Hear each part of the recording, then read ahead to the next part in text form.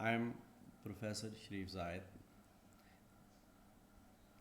from Government Postgraduate College at Tech. This is your third lesson in the series of online teaching.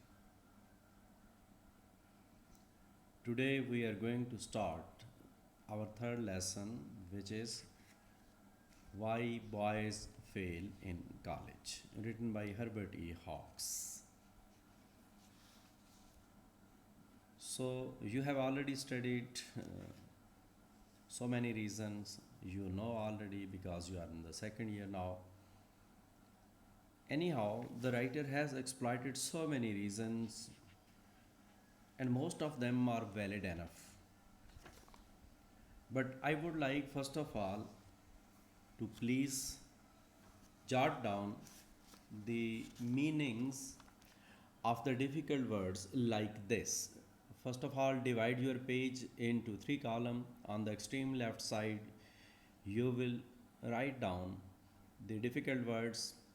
In the central column, you may write the meanings in Urdu, but you should add another column which will increase your vocabulary, and that is we should try to know the similar of that word as well. Go at the end of your this chapter where these words meanings are given like this. For example, in the column of notes, the words have been explained do not, then up to boundary. So the meanings are given that do not complete their education. Similarly, get through means pass and so on. So let me introduce you this lesson. In this lesson, the writer has given the reasons for which the students fail to qualify in their certificate or degree. First of all, the writer has divided the students into two categories. You may say into two classes: those who try and those who do not try. Both of them fail. Then he takes the example of a student just to give us this viewpoint that there are certain students who sit down on the study table but they are unable to concentrate. Then he gives the example of a very intelligent student whom he says bright boy. Bright boy means an intelligent student. If he fails, what is the reason? We shall discuss in the text in detail. Then the writer gives that there are certain students who face failure because of health problem. Health may be physical as well as mental weakness. Another very important reason is the financial pressure on the student who is in the college, but he has to earn certain expenses as well. So, in this way, his attention is divided.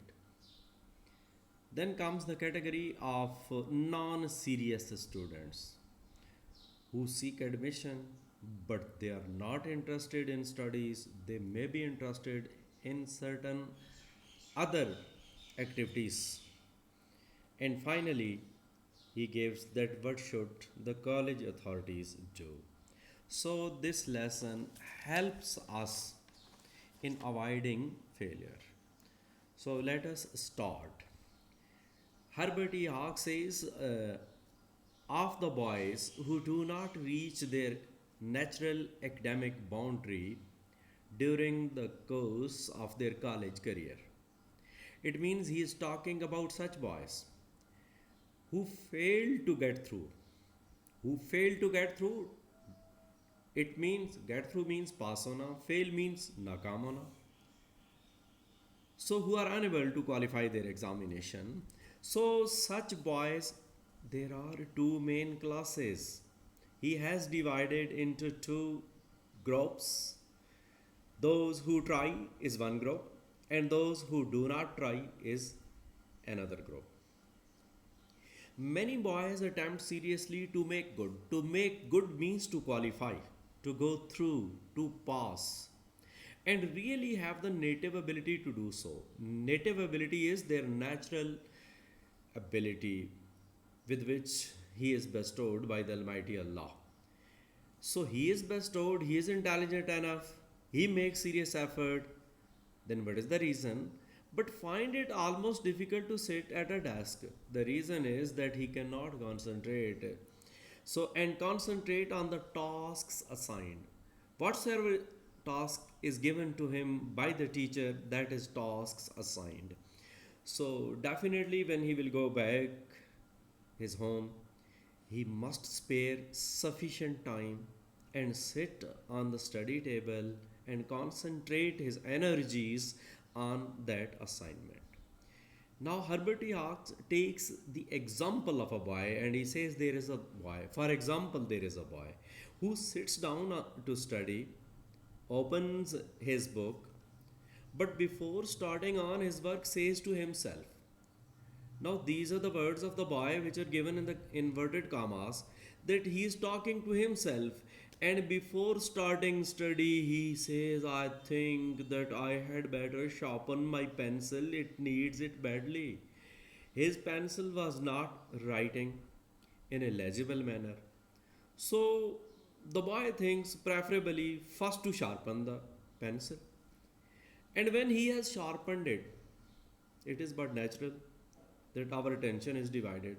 So, after he has completed that sharpening of the pencil, he observes. Who is he now? He is the boy. The boy observes that all his pencils need sharpening. There are many other pencils as well, and that too need sharpening. So he starts sharpening them, and so on. Mean he continues until his time is gone. The time limit for which he sat on that study table is over now, and nothing has been done. It does not mean that nothing has been done, it means that studies do not progress. He has completed certain tasks. So, to such like habits, Herbert E. Hawks declares that such nervous habits are not easy to uproot. Uproot means to eliminate, to treat them. So, Herbert E. Hawks says that these are psychological problems. These are nervous habits. Whenever will he sit on the study table, he will do something but not study. So that is why he says these are nervous habits. And so far as I can see, who is I in this sentence? I is writer. Herbert E. Hawks says that it is my observation, it's my experience, so cannot be eradicated by anyone but the boy himself. Nobody else can treat such nervous habits, but he himself can eradicate, to treat, to root out, to eliminate, to finish. So, what can rest of the people help and how can they help? Others can see the difficulty. Now, rest of the people, including his parents, brothers, sisters, or even teachers, so they can look at his problem that he always sits, but he always completes other tasks, but does not pay attention towards study. But the boy must take himself by the collar. To take by the collar means to abide by the rules, to follow, to put a responsibility on his shoulder and make himself cultivate a poise and calm. He should cultivate himself. He should teach himself. He should keep in his mind seriously that I have to make the balance that some other the fidgets. Fidgets are those habits which are uncontrollable, unnaturally we may perform them. You might have observed so many people when they are talking, they may be shaking their hands, giving gestures, etc. etc. So these are unconsciously done.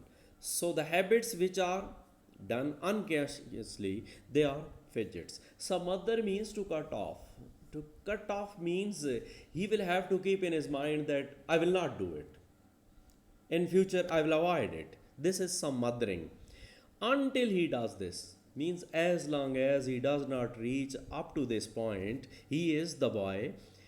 The boy, he does not really try. It means he is not trying to study. Although he thinks that he is trying. So, as he is a student, he is a learner. By keeping his book open in front of him and sitting on the study table, he considers that he is studying. And he spends more time in the presence of an open book. Now, there is a comparative study between that boy who is unable to concentrate on the task assigned and then means many a boy of equal ability who does good work. So he is comparing himself with his class fellows and he may ask them that how much time do you spend on the study, and someone says that I daily study 1 hour, he says I daily study 3 hours. He does not study 3 hours, rather he sits for 3 hours over there. So this was about today's lecture.